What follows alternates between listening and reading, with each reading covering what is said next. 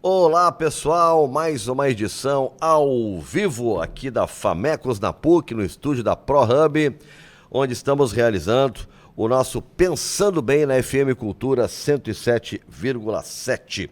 Finalzinho de ano, tudo bem, Juremir? Finalzinho de ano carregado, Nando. Muita coisa para fazer, mas em compensação, lendo muita coisa boa e descobrindo até, Nando, situações incríveis que favorecem a cultura. Tu não vais acreditar, mas assim, quem tem favorecido muito o desenvolvimento da cultura no Rio Grande do Sul é a Equatorial. Ah, sim. Cada vez que falta luz, a gente não pode ficar no celular, não pode ficar na televisão. É verdade. E aí lê. Então, eu pessoal estou não agradecendo entendeu, a Equatorial pelo trabalho que ela tem desenvolvido em benefício da cultura, da leitura. Tem um setor aí, né? O setor das editoras, o pessoal dos livros, que não está bravo com a Equatorial. Não. A Equatorial promove a leitura. O setor de velas também deve estar feliz com a Equatorial. Também. Nossa convidada de hoje já está se manifestando, já está falando, e vamos falar de livros, é a escritora Eliane Marques. Tudo bem, Eliane? Obrigado por ter voltado aqui. Eu estou bem, muito obrigada pelo convite, Nando, Juremir. É um grande prazer voltar a esse programa. A Eliane nós fizemos na Cubo Play lá em cima. Era na época da Cubo. Na época da Cubo. Foi no começo, né? Foi bem no começo, foi bem no começo. É Nos ajudou, nós estávamos patinando ainda. Ainda dois novatos um pouco nervosos, Isso. assim, na frente do microfone, mas ficou bonito aqui, né, Eliane? Para quem está olhando assim com imagens agora, né? Um estúdio panorâmico aqui, ficou bacana. Ficou lindo, o estúdio é lindo, a paisagem que cerca o estúdio é linda. Vocês são lindos, Nando e Juremir. Repete. Isso é importante. Não é verdade, como se diz, mas espalha. Cada um vai construindo a sua verdade. Essa é a minha, Juremir. Certo. Tu não te mete com a minha verdade. Não, eu gostei dessa verdade. Eliane, nós vamos falar muito sobre várias coisas, mas eu vou começar com um assunto recente, né, que virou notícia nacional, que foi a manifestação infeliz e até criminosa do presidente da Academia Rio-Grandense de Letras, o Ayrton Ortiz, né, na premiação da Academia, cujo teu livro, Louças de Família, foi premiado, portanto, tu foste uma das premiadas, né, onde ele fala aquela fala que o Rio Grande do Sul teria sido um estado privilegiado intelectualmente por conta de sua imigração italiana e alemã, e os outros estados não teriam, como se só aqui tivesse imigração italiana e alemã, e os outros estados não teriam porque teriam sido, eu acho que ele usou a expressão colonizados. Sim, né? colonizados por escravos. Colonizados por escravos, né? Ninguém veio à força, foram colonizados por escravos. E tu era uma das premiadas, e eu vi que na tua fala me chamou a atenção, porque a tua crítica tu ampliasse. Não foi uma crítica, claro que fizesse a crítica direta ao que ele disse, é um absurdo, mas a tua crítica foi, e vocês, gente, aí sentados, ouviram calados, ninguém vai dizer nada? Quer dizer, também chamou a atenção de quem estava na plateia. Sim, exatamente. Quando eu cheguei ao evento, eu tropecei já na entrada, porque literalmente, Sim, quase literalmente, quase caí, porque, de alguma forma, eu me choquei com a brancura das pessoas que estavam sentadas para assistir a premiação. Havia apenas uma pessoa negra, ou duas, no máximo, no auditório, com mais de 50 pessoas. Então, isso já me chocou. Isso, se não nos causar algum incômodo, é porque existe algo errado conosco. Não é mais possível que uma instituição que acolhe escritores, que acolhe escritoras, promova um ato e que esse ato, que a esse ato compareçam apenas pessoas brancas.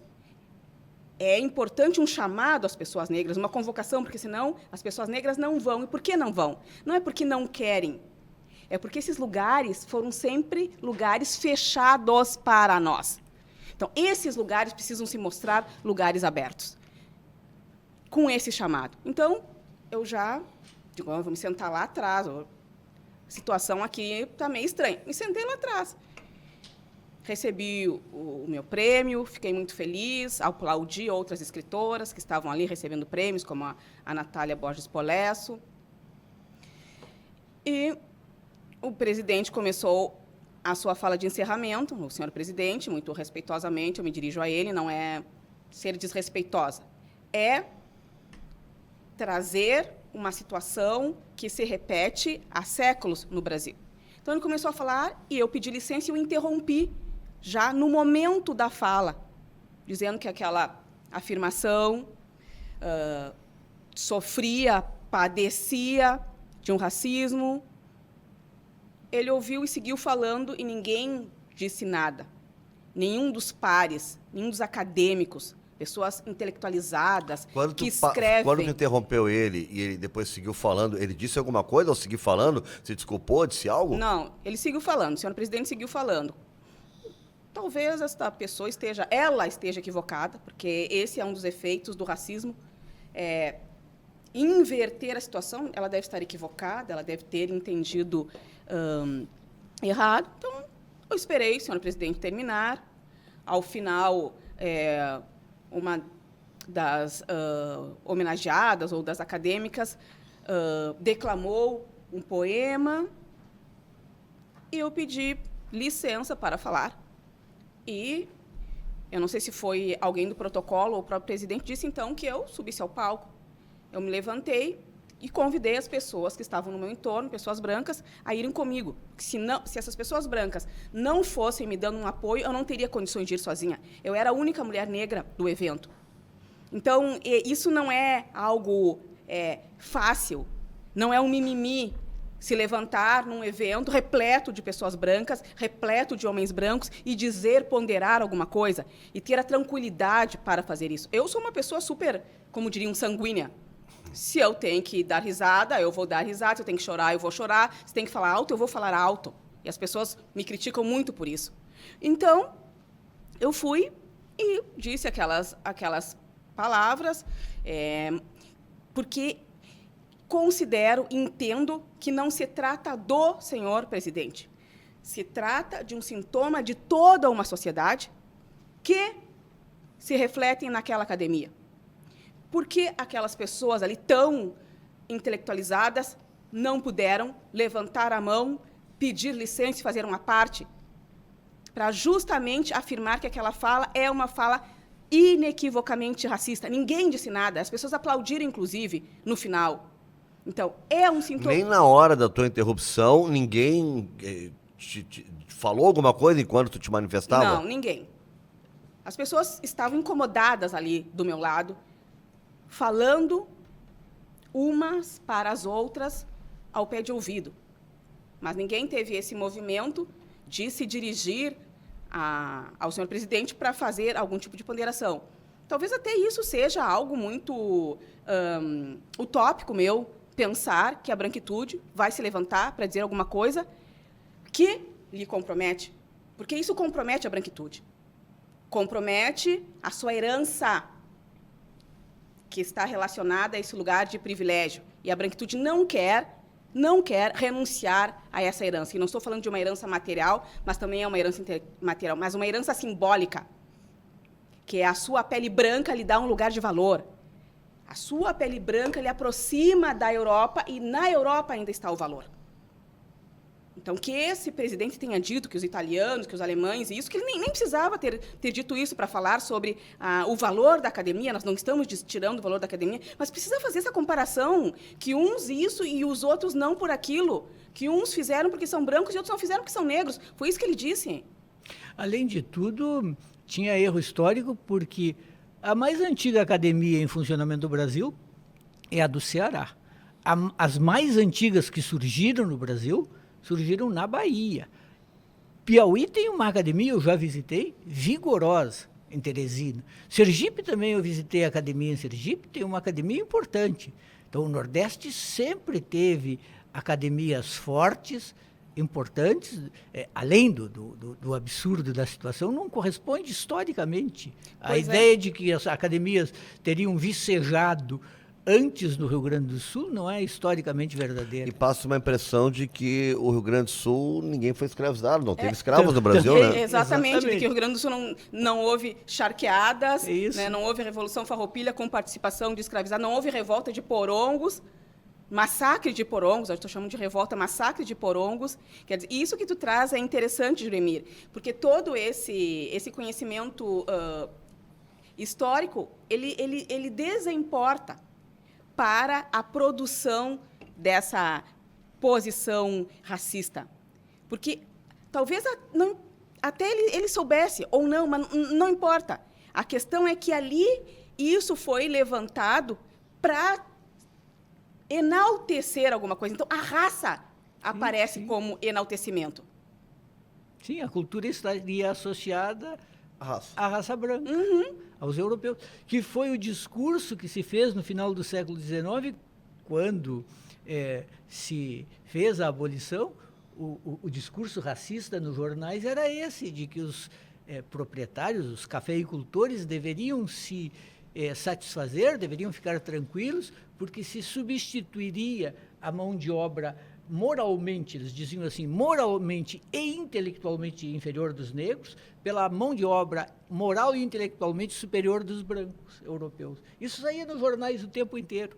Não é à toa que, paradoxalmente, o país era racista durante a escravidão, obviamente, foi mais racista ainda depois da abolição, porque foi todo um discurso de construção, de substituição da mão de obra escrava, negra, pela mão de obra branca, em função dessa suposta qualidade superior. Exato. E até o romantismo, não sei se tu me acompanha nisso, Juremir e Nando, a grande parte do movimento romantista se centrou na defesa da abolição, mas não porque este regime fosse nefasto ou porque fosse inadequado, mas porque havia um vício, não no regime escravocrata, mas um vício nas pessoas negras. É isso. Então, a branquitude teria que ser, esse conceito não era utilizado, mas, enfim, deveria ser liberada dessa carga, carga negra. E a única, pelo menos até agora,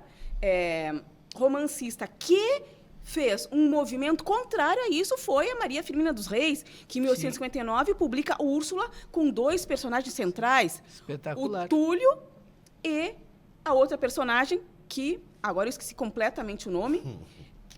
Essa personagem, pela primeira vez, conta a história do sequestro das pessoas nisso que foi chamado África. Sim. Depois, e ali, essas pessoas negras, esses 2, têm um papel fundamental, um papel de valor na construção desse romance e na construção do Brasil.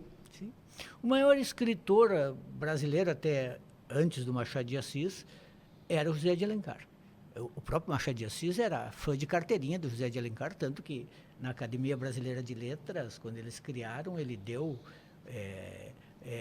o nome à cadeira dele, o patrono da cadeira dele foi o José de Alencar. O José de Alencar era racista de 4 costados. 4 costados. Assim, eu sempre digo, a gente estuda a prosa poética, bonita do José de Alencar, mas precisaria estudar mais nas escolas o homem José de Alencar, que era muito racista e contribuiu muito para a disseminação das ideias racistas do país. Porque ele era famoso, ele tinha espaço, ele era lido, e ele escrevia cartas ao Dom Pedro II, conclamando Dom Pedro II a não aceitar, não sancionar nenhuma lei, as chamadas leis gradualistas, lei do ventre livre, lei do sexagenário, que dizia que essas leis eram em desfavor dos escravos. Desfavor. Porque ele achava que os escravos queriam ficar escravos. Ele achava que a escravidão tinha sido um bem para os escravos, porque os resgatava da selva na África e do paganismo. Então, assim, o problema é, tudo bem, a gente pode dizer, isso lá no século XIX, ainda que no século XIX, muitas pessoas estivessem em luta contra isso. José do Patrocínio, Luiz Gama. Pois esse discurso foi algo de época. Não cola. Funciona, não cola. Porque, como tu disseste, havia pessoas lutando pela liberdade contra esse regime. Então, como assim? Era época para uns, não época para outros. Outros percebiam.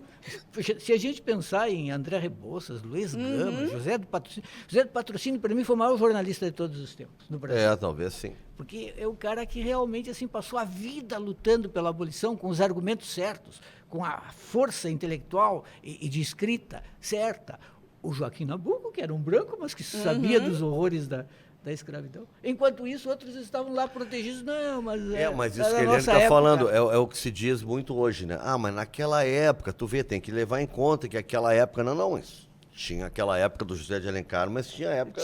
Era a época também José Patrocínio, Luiz Gama, do Castro Alves. E a época dos quilombolas, dos que fugiam e formavam quilombos, da época daqueles que não fugiam, mas estavam ali nas casas grandes, armando formas de se ver livre daquele senhor, daquela senhora, até pelo suicídio. Aqui, na região de Pelotas, nós tivemos o movimento dos calhambolas, do Manuel Padeiro, que em 1835, por aí, colocou fogo naquela região ali da Serra de Tapes, e nós desconhecemos isso.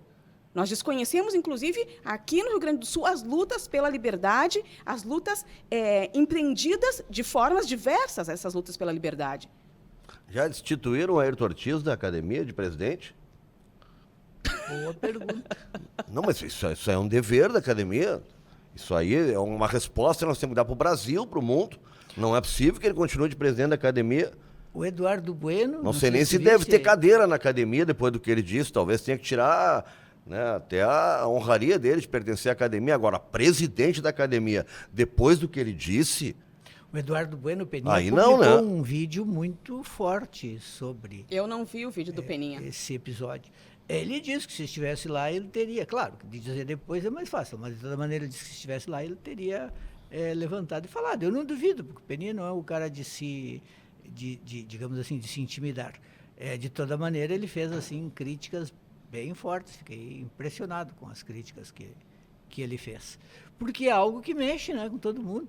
Agora, eu imagino que na hora tu tenhas pensado assim, tenho de fazer isso, mas que não deva ter sido fácil. Porque no ambiente que tu descreves, né, todos brancos ali, precisa ter coragem e uma determinação. Vou fazer, porque não é mais possível não fazer. Sim, foi algo não muito pensado. Sabe quando tu ouve aquelas frases ditas num púlpito por alguém ocupando determinada posição e aquilo vai te... Porque essa violência não foi só com relação a essa fala. Outras violências já foram realizadas ali naquele momento. E isso foi funcionando em mim. Teve uma hora que, não, eu vou me levantar e vou falar. E nem pensei muito, eu nem tinha discurso pronto. Cheguei lá e falei de improviso aquilo que me ocorreu. Eu nem lembrava direito o nome de vários escritores. Falei o que me ocorreu na hora. Porque o que vibrava em mim não era tanto uma necessidade de fazer uma denúncia, não se tratava de denúncia, mas de conclamar, de fato, as pessoas brancas a se levantarem contra isso que está ocorrendo no nosso país há séculos. Até quando a branquitude vai ficar sentada, recebendo as benesses, inclusive benesses que foram construídas pelo trabalho das pessoas negras? Até quando? Tu quando vais ao palco te manifestar, tu disse que te deram força porque outras pessoas foram, mas tu convoca, tu já está lá em cima e chama, ou essas pessoas vão contigo? Não, essas pessoas vão comigo. Ali a Laís Schaff, a Natália, as pessoas, eu já saio, me levanto de onde eu estava sentada e digo, não, vamos lá, pessoal, vamos comigo. E aí foram comigo. Então, eu agradeço essas pessoas brancas que se levantaram e estiveram comigo. E vejam, essa história de chamar isso de identitarismo é uma forma de esvaziar a nossa luta pela democracia, a nossa luta por uma sociedade menos desigual. Não se trata de identitarismo, eu dizer brancos, eu dizer negros, mas a sociedade está assim dividida. Enquanto nós não superarmos esse racismo, não temos como falar de um outro modo. Talvez daqui há alguns anos, há muitos anos, a raça não seja algo, essa palavra raça ou raça social, não seja algo importante para definir uma sociedade, para definir uma posição, para definir alguém. Mas, neste momento, isso é importante. Porque é isso que diz como eu posso falar, e aqui, felizmente, eu estou me sentindo à vontade para falar do jeito que eu falo assim, eu falo rápido, eu sou empolgada, em alguns lugares eu não posso falar assim, eu tenho que me conter. Ali naquele momento, vocês viram que eu estava assim, eu estava contida. Estava nervosa, né? Sim, porque Visivelmente nervosa. A vontade era de explodir. Espalhar os braços, explodir, mas eu não... Como é que eu vou fazer isso? Eu não teria como fazer isso ali naquele momento, eu teria que ser o mais educada possível, porque sobre nós já pesa esse adjetivo, ai, negra louca, negra brava. Eu tenho pavor que me chame de negra brava, porque parece que lutar contra uma situação, reagir a uma violência, tu está reagindo porque tu é brava. Eu não reajo porque eu sou brava, eu reajo porque eu não vou mais admitir esse tipo de situação. Ô, Eliane, tu falasse muito da cobrasse a posição, né, ou o silêncio daquela plateia. Eu queria que tu falasse sobre a questão do lugar de fala, que é um debate muito, muito grande, né, que se tem sobre se manifestar sobre racismo, e, no caso, por exemplo, uma pessoa branca e coisas assim. Pois é. Lugar de fala, todos e todas nós temos. Quando eu, Eliane Marques, eu falo cortada por toda uma construção linguística que me antecede e que diz desse lugar que eu ocupo. Assim como pessoas brancas, indígenas, também têm o seu lugar de fala. Vocês vão falar a partir desse lugar que vocês ocupam. E esse lugar, infelizmente ou felizmente, é um lugar que está marcado por essa branquitude.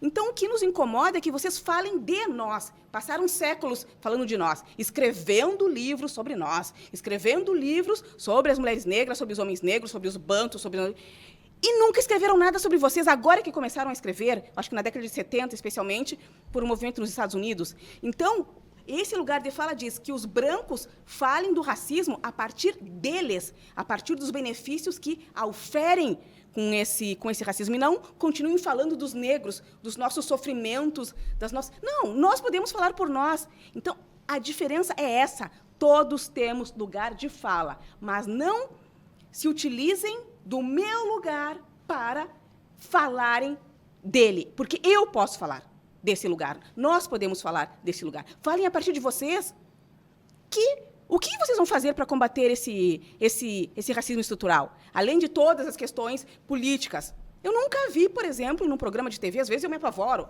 eu vejo um programa de cozinha, ai meu Deus, quatro pessoas brancas, 4 chefes brancos, e durante anos foram as mulheres negras que levaram as cozinhas à frente.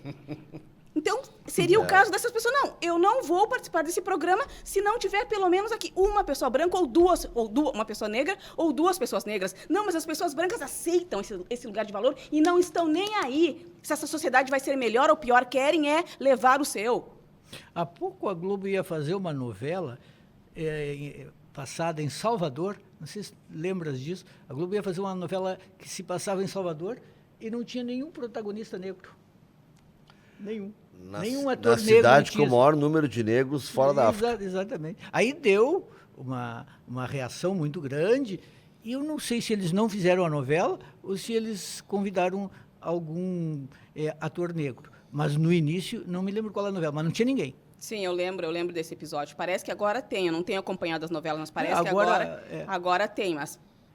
Tem mudado. Agora, eu estou naquela fase de esquecer bastante. Já estou naquela fase assim que a memória... Mas tu tá novinho ainda, Juliano. Tem só 62. Então, quando a Eliane falou na Maria Firmina Reis, eu também esqueci o nome dos personagens, embora seja um livro importantíssimo e que... porque eu já pesquisei muito sobre século XIX, eu já tive interesse. Aí fui me lembrar do nome dos personagens, me socorri aqui do Google. A narrativa se articula a partir de um triângulo amoroso formado por Adelaide, Tancredo e seu pai. Esse triângulo é desfeito com a derrota de Tancredo, cria-se então um segundo triângulo formado por Tancredo, Úrsula e seu tio. Mas há também uma tríade formada por 3 personagens negros que vão aparecendo ao longo da narrativa, cuja importância vai tomando proporções cada vez maiores. Túlio, Mãe Susana e Antero. Isso, Mãe Susana e Antero. São esses os personagens. E me parece que, naquela época, a Maria Firmina dos Reis precisou se servir disso que parece ser a trama principal formada por essas personagens brancas. A Úrsula... e toda todos os personagens que a cercam, mas para poder falar desses outros, Sim. do Túlio, Da mãe Suzana. da mãe Suzana E do Antero. e do Antero. Porque Isso já mudou hoje na literatura brasileira. Hoje há eu pergunto e, digamos assim, apresento um argumento. Hoje há um espaço cada vez mais consolidado de autores negros publicando livros que são extremamente importantes e tendo sucesso de crítica e de público. Eu estou pensando em vários autores. Acho que os mais em evidência são o Itamar Vieira Júnior e aqui do Rio Grande do Sul, o Jefferson Tenório. Mas também tem, tu mesmo, tem José Faleiro e tantos outros. E, digamos assim, numa parte mais teórica, Cida Bento, Djamila Ribeiro. sim, a Luciane Aparecida, que é uma autora da Bahia, aqui do Rio Grande do Sul, a Natália Protásio. Sim, a Natália Protásio. Publica lá na Olha, Parêntese. Uhum. Me chamou a atenção, tu falou que o ambiente lá do evento da academia era um evento de branco, né? Onde foi? Isso, Foi num shopping, né? Sim, foi no Bourbon Country, no auditório da antiga Livraria Cultura. Ah, certo. na Livraria Cultura. A minha pergunta é se isso é rotina para ti ou se foi uma coisa, porque assim, pô, me chocou, se é uma coisa que não... Ou acontece toda hora isso, de tu te sentir assim. Depende de com que Eliane tu estás A falando. escritora, eu estou falando da escritora. Pois é. Os ambientes como escritora. Como escritora, já não tanto, porque eu tenho participado de vários festivais, por exemplo, Flip, festivais em Minas, em São Paulo, no Rio, e as curadorias já têm uma preocupação em tornar esses ambientes mais democráticos. Então, por isso que me chama ainda a atenção quando, num evento que eu reputo um evento ligado à literatura, esse ambiente seja predominantemente um ambiente branco, em que não houve essa preocupação, não vamos ver, talvez vamos convidar essa pessoa aqui, fazer um convite especial, trazer essa pessoa, fazer uma convocação lá. Esse movimento é importante. Por exemplo, eu também trabalho como servidora pública, sou auditora do Tribunal de Contas. Ali continua uma predominância branca. Eu tenho relação com a psicanálise, continua uma predominância branca. Mas na literatura é interessante isso, né? A literatura que é diretamente ligada, né, à palavra, à construção de um novo mundo num livro, é o lugar em que eu consigo perceber essa maior abertura, essa maior democratização. Agora, ainda pensando sobre... Auditora do Tribunal de Contas, Sim, né? auditora do Tribunal Psicanalista, Sim, escritora. escritora, bombando. A auditora aparece nos A livros Cláudia, em algum minha momento mulher- ou não? A Cláudia, minha Não. mulher, leu Louça de Família e me disse assim, é extraordinário. Como é que tu não leste ainda? Foi É. assim.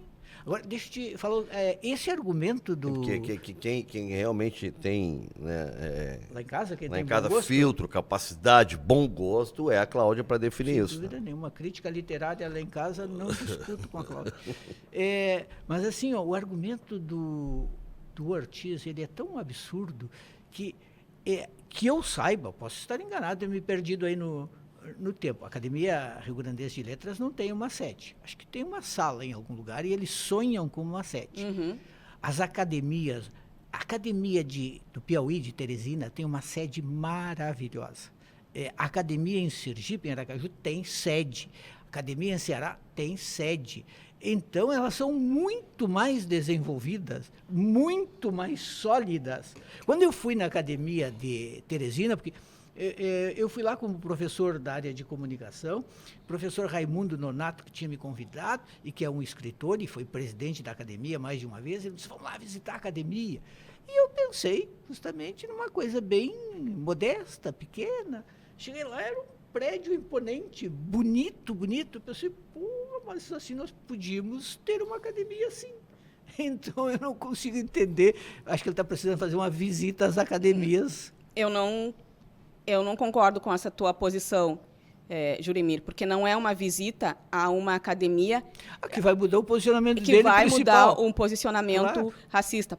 Pelo contrário, isso que tu estás dizendo diz como funciona o racismo, diz da forma de funcionamento. Ou seja, eu crio um discurso e esse discurso vai pegando como realidade. Como verdadeiro. Para que eu criei esse discurso? Para me afirmar diante de alguém. E até eu estava pensando, antes de vir para casa, que talvez o que eu diga seja um pouco incômodo, mas não me importa.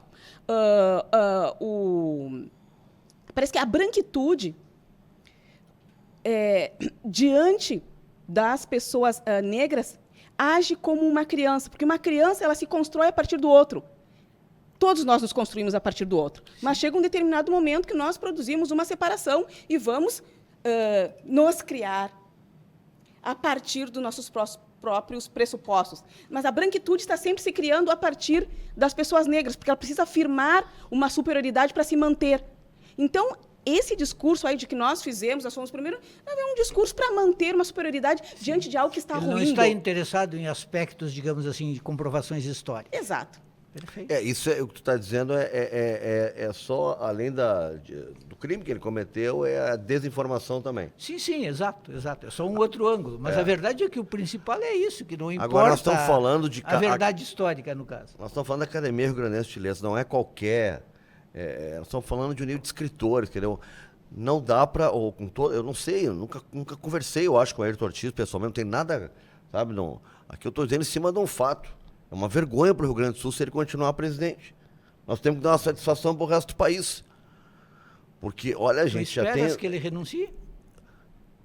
Ele deveria renunciar, se não renuncia, devia alguém. Eu não sei quem tem poder, mas deviam tirar de lá. Não tem nenhuma condição. Aí é que... Eu não sei como funciona. Eu vou afirmar, Juremir e Nando. É a branquitude que precisa dizer... Os colegas da academia deveriam pedir a renúncia. Exatamente. Eu não sou da academia, mas eu estou pedindo. Ayrton, renuncia. Não dá para ser presidente, é uma vergonha isso aí. E como é que tu vês, para além dessa questão, que é uma questão sintomática, como é que tu vês o combate ao racismo no meio intelectual hoje no Brasil, de maneira geral? A situação já melhorou em função de todas as críticas que estão sendo feitas, de uma nova mentalidade, de uma nova sensibilidade, de obras que estão sendo publicadas? Ou isso é apenas assim espuma, não altera realmente o aspecto central dessa resiliência do racismo? Entendo que nós precisamos pensar em duas dimensões. Uma dimensão das políticas públicas, das ações afirmativas, em especial, tanto no que tange a concursos públicos, mas, notadamente, no que diz respeito à entrada de uma população negra, de uma população indígena nas universidades. Isto vai modificando, inclusive, o que se pesquisa e como se pesquisa dentro dessas universidades. E essas pessoas que ingressaram pelas ações afirmativas, elas já estão saindo e produzindo ciência de forma contraposta ao racismo que sustentou a nossa não entrada nessas universidades. Então, algo está se modificando a partir das políticas públicas. Contudo, todo esse movimento de modificação, ele padece de um refluxo, que é justamente a afirmação cada vez mais de movimentos racistas, quer nas ciências, quer em pequenos grupos. Então, sim, Juremir, eu não gosto da palavra avanço, porque dá uma ideia evolutiva, e não é isso. Existem mudanças, mas o cerne do racismo, que é a estrutura brasileira, continua, porque a branquitude continua ainda ocupando os lugares de poder, os lugares de mando, concedendo prêmios, por exemplo, os prêmios na literatura, e essa construção antirracista, no Brasil, eu entendo que não funciona, porque nós ainda não nos reconhecemos racistas. As pessoas se desculpam por uma frase com teor racista, se desculpam pelo assassinato de um menino, se desculpam, se justificam, mas não dizem, não, nós somos racistas, então vamos transformar isso. Então, nós queremos ser antirracistas sem nos reconhecermos racistas. Aqui eu orientei... Quem me conhece sabe que eu não sou racista. É a frase, depois de uma frase racista, o cara...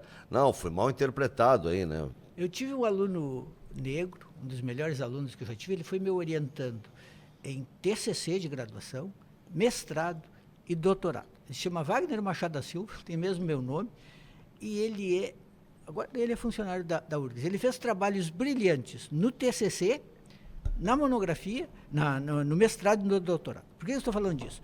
No TCC, que foi lá por 2005, eu acho, ele já enfocou um assunto muito importante e intocado na época, que era o fato de que na televisão no Rio Grande do Sul, praticamente não havia negros trabalhando. Na linha de frente, ali, apresentando, sendo repórter. Quase nada mudou. E não tinha ninguém na época. Hoje tem um ou outro, mas na época não tinha. Depois ele fez um trabalho de mestrado sobre o Lázaro Ramos e a Thaís, e depois ele fez o trabalho que eu acho importantíssimo, é por isso que eu estou falando, de doutorado, que era a invisibilidade dos negros na pós-graduação. Na pós-graduação em comunicação. E o trabalho ficou magistral. E eu achava que ele, não pelo orientador, porque o trabalho foi todo dele, eu achava que ele ia ganhar todos os prêmios da área com aquele trabalho. Ele não ganhou nenhum. Ele não ganhou nenhum. E não pode ter sido gratuito, porque a tese era muito boa e outros trabalhos de autores negros ganham prêmios. Mas aquele ali tinha uma camada a mais de incômodo, porque ele mexia com o universo, possivelmente, dos próprios julgadores. Exatamente. Impressionante isso. Como, quando chega lá no núcleo da coisa... Agora, Eliane, sobre esse negócio aí que a gente estava falando, né, de uma coisa a pessoa se posicionar sobre o racismo, outra coisa, ele diz, não, eu sei o que tu passasse, Eliane, que não, eu não sei, né? Tu é que sabe, porque tu é que passou. O caso do Vinícius Júnior, é uma coisa que eu até escrevi na Matinal sobre isso, né? Ficou muito evidente a falta de representatividade negra na imprensa na hora do debate. No momento que ele lá na revista França, todo mundo achou que ele ia ganhar o prêmio, ele não ganhou. E ele não foi ao prêmio. E aí o julgamento foi em cima disso. Ele deveria ter ido, ele deveria ter feito isso, fosse eu faria tal coisa e tal. Né? E aí eu me lembrei muito dessa questão aí que a gente estava falando agora. Porque faltou a representatividade, né, no momento do debate. Tinha muita gente que talvez não, com certeza não fazia a menor ideia, né, do que ele passava e do que ele sentia. Podia ter uma posição sobre o fato, mas dizer que entendia era impossível. Pois é nesse sentido, Nando, que nós estamos demandando uma posição da branquitude, porque tu não sabes o que eu passo, o que eu sinto, mas tu sabes, vocês sabem o que vocês auferiram com todo um sistema escravocrata que fez o mundo girar. Então, é isso que nós estamos... Não precisa saber o que eu sinto, mas tu precisa saber o que tu ganhas com esse racismo. E ainda que esse jogador não tivesse ido, uma pessoa branca poder falar de, olha, eu ganhei isso, eu ganhei aquilo, os meus antepassados, tal coisa. Eu não sou filha de estanceiros, mas eu herdo algo. Por exemplo, eu herdo o quê? Eu herdo a pele branca, que isso ainda é um símbolo de poder na nossa sociedade. Então, é preciso que as pessoas brancas estudem e que possam falar a partir de si. É isso, não falar a partir do meu sofrimento, mas do teu ganho. Vamos falar um pouquinho dos teus livros, especialmente do Los de Família, que já ganhou quantos prêmios? Acho que uns 3 prêmios, 3 ou 4 prêmios. Ganhou o Prêmio São Paulo?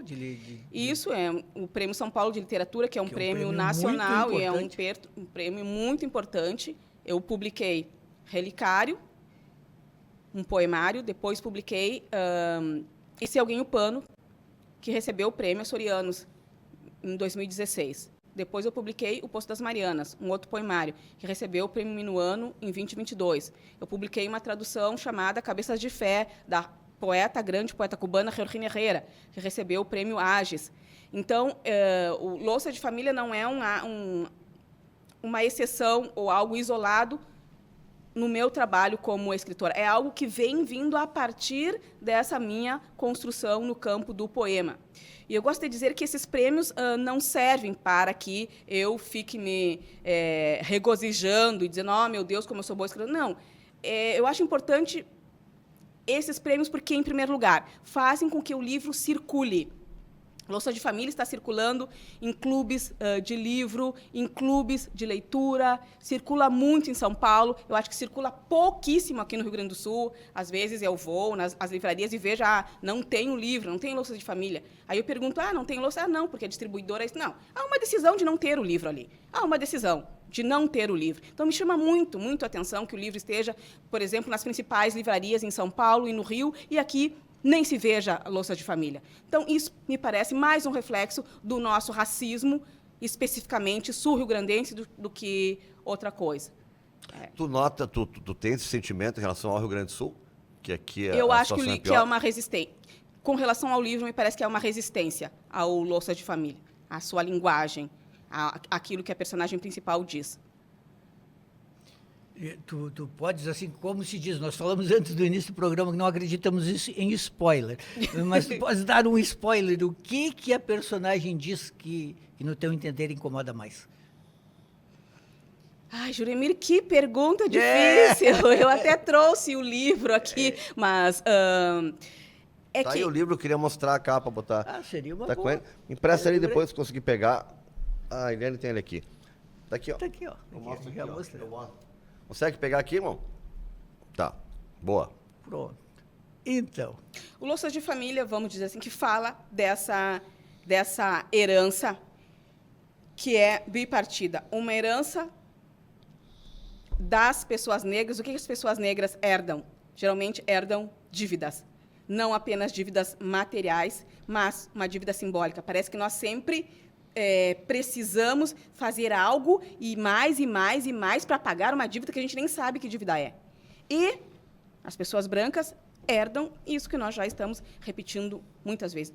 Herdam os seus benefícios, herdam benefícios materiais, herdam benefícios simbólicos, herdam as suas joias, como diz a Jorge Herrera, mas essas joias foram objeto de pilhagem, objeto de roubo, objeto de crime, inclusive porque, durante muito tempo, o tráfico de escravos era proibido e os grandes traficantes continuaram traficando e parece que não estava ocorrendo nada no Brasil. Então, é interessante, né? Parece que não ocorreu nada na ditadura, parece que não ocorreu nada durante o tráfico.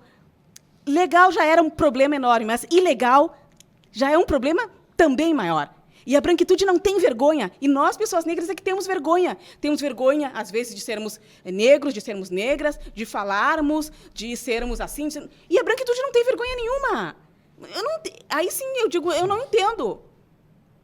Eliane, tu é de onde, Eliane? Nasceu em Porto Alegre? Onde é que tu nasceu? Eu nasci em Santana do Livramento. Minha conterrânea. Conterrânea do... Sim, tu já sabia, Juremir. Já sabia, eu não lembrava, eu tinha esquecido disso. Eu orgulhoso de ter conterrâneo. Principalmente na eu literatura. tinha esquecido, não, já tinha sucesso, perguntado. Que é um campo difícil demais. Então, eu sou minoria hoje aqui, né? Isso, porto-alegrense. Eu sou da Beneficência Portuguesa, porto-alegrense. Tu vem isso. com que idade pra cá, Eliane? Não, eu vim com 25 anos, eu vim estudar na Escola da Magistratura. Já veio adulto, então, com 25 anos. Sim, mas eu saí de Santana do Livramento e fui estudar comunicação social em Santa Maria, na Federal. Nesse meio tempo, eu havia passado num concurso para a Secretaria da Fazenda, para o nível médio. Passei no concurso, fui chamada nesse concurso, abandonei então a faculdade. Nesse tempo eu era de um programa que havia, programa especial de treinamento. Eu sempre fui uma aluna muito boa, muito estudiosa, CDF. Porque era o que eu podia ser. Eu não sei se uma mulher negra era CDF, mas era aquilo que eu podia ser, era aquilo que eu podia dar de bom, já que tudo era então negativo para uma menina negra. E eu era desse programa especial de treinamento, já fazia pesquisas, já ia me direcionar para um mestrado, depois para um doutorado. Eu tinha orientadores que... Enfim, isso é uma coisa legal de dizer. Eu sempre tive professores brancos que me apoiaram. Dificilmente eu vou dizer, não, aquele professor branco não foi legal comigo, ou ele foi racista. Não. Eu estudei no Colégio das Freiras, lá em Santana do Livramento. Eu tinha um professor de química maravilhoso, um professor de física maravilhoso. Não. Depois do Manu. Vocês estudaram no mesmo colégio também? Claro. Colégio das Freiras? Sim, das Colégio Freiras. Colégio das Freiras. E aí eu sempre tive esse apoio. Tem não... nome esse colégio ou Livramento? Chamou o Colégio das Freiras. Colégio Na Santa época eu Teresa. mas eu chamava o Colégio das Freiras. Santa Teresa? Santa Teresa. Santa Colégio Teresa. Santa Teresa de Jesus. Dei lá muitas saudades do Colégio Santa Teresa. Eu não tenho tantas saudades assim. Passei bons anos lá. Adolescente, os parceiros. Meus parceiros no colégio, porque era um colégio de meninas, aí abriram para os meninos. Eu fui das primeiras turmas de meninos. E aí eu fui fazer magistério. Eram 42 meninas e eu. Aí eu não aguentei, era muita menina, não tinha com quem compartilhar ali nada. Aí eu fui pro oficial. Como assim, Juremi? Não tinha como compartilhar nada. As meninas, Eu ia me sentir muito queria bem. falar de futebol, eu era adolescente, torcedor do Inter. Naquela época as meninas não estavam tão interessadas em futebol e outras coisas assim, coisas. Eu não estava me encaixando ali. As meninas não me Sim. davam muita bola. Então eu fui pro oficial de farmácia.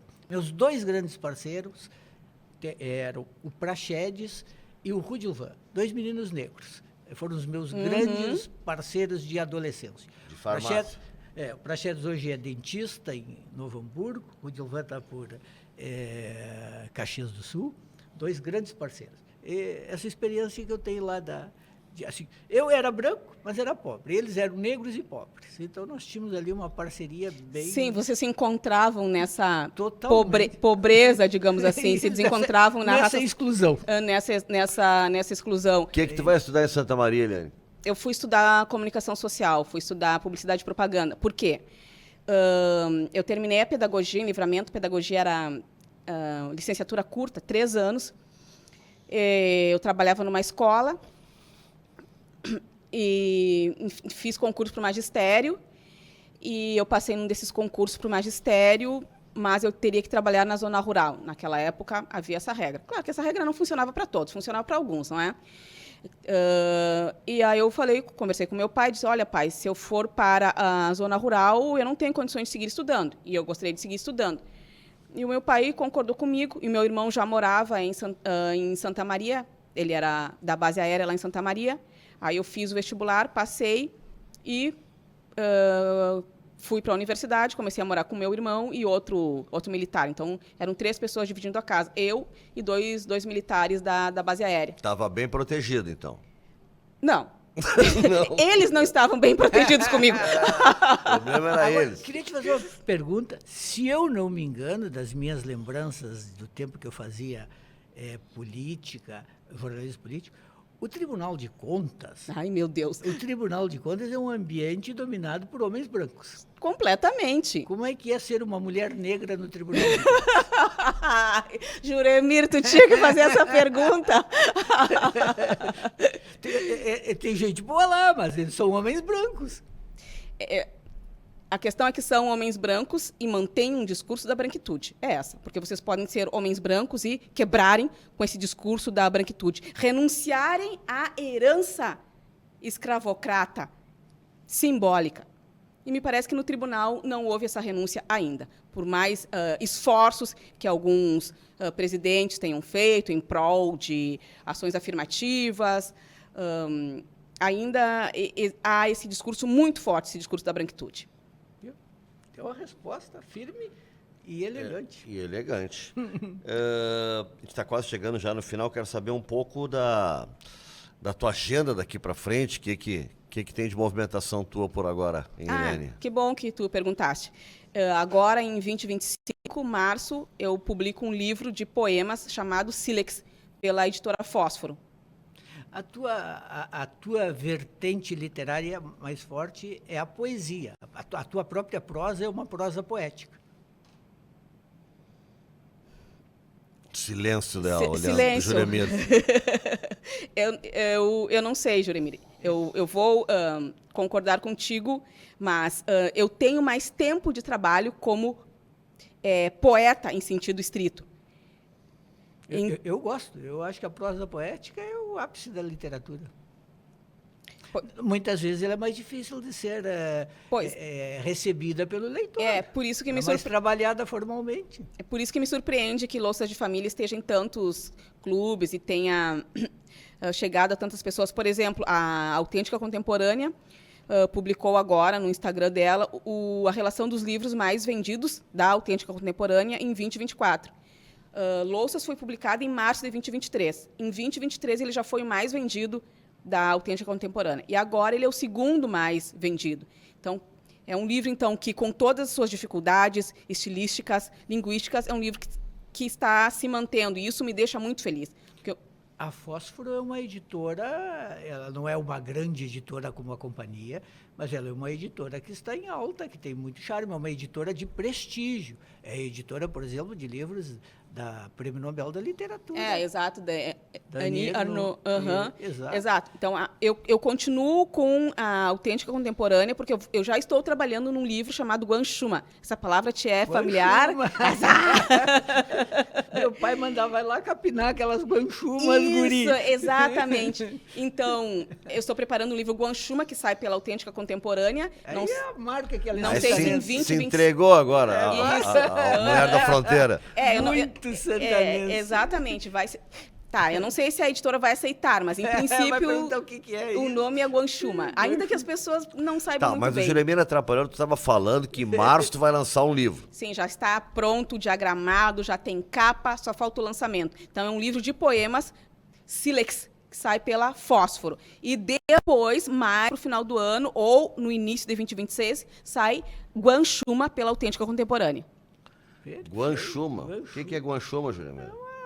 Uma planta que se alastra com uma facilidade desgraçada. Entende? Assim, quando tu está no lugar, tem guanchuma, aquilo vai se disseminar.